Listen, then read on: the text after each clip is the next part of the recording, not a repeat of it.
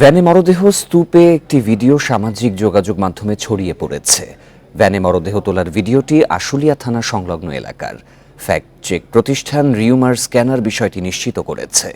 5ই August বৈষম্য বিরোধী ছাত্র আন্দোলন চলাকালে ঘাতকের গুলিতে অকালে ঝরে পড়ে এসব তরুণ তাজা প্রাণ। প্রোটিন, আয়রন ও ফাইবার সমৃদ্ধ প্রাণ টোস্টের আবেশে সবাই কাছে আসে। ভ্যানে তোলা হচ্ছে একের পর এক মরদেহ, যা একটি ব্যানার দিয়ে ঢেকে ফেলা হয়।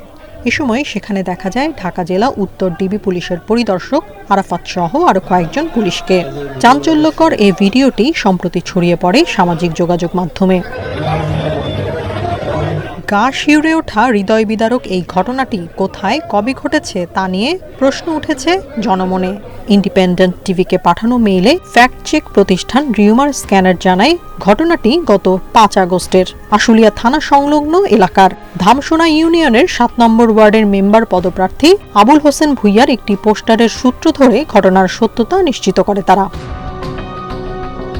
এ ঘটনার পর থেকে খোঁজ নেই ভিডিওতে থাকা পুলিশ সদস্যদের। নাম পরিচয়হীন এসব মরদেহের সন্ধান সহ জড়িতদের শাস্তির দাবি স্থানীয়দের। যেভাবে লাশগুলো দেখলাম, আসলে এটা আসলে দেশে কাম্য না। আমরা এটা দৃষ্টান্ত শাস্তির দাবি করছি। বিচারটা এমন হওয়া উচিত যাতে এটা দেখে ভবিষ্যতে যে কোনো সরকারি আসবে সেই সরকার জানি এরকম করার সাহস আর দুঃসাহস জানি না পায়। সরকারি চাকরিতে কোটা সংস্কারের দাবিতে গত জুলাই থেকে আন্দোলন শুরু করে বৈষম্য বিরোধী ছাত্র আন্দোলন। তাদের সঙ্গে যোগ দেয় সব শ্রেণী পেশার মানুষ, যা এক সময় রূপ নেয় গণ অভ্যুত্থানে। হাজারো ছাত্র জনতার রক্ত ঝরিয়ে বিদায় নেয় শেখ হাসিনা সরকার। Independent news.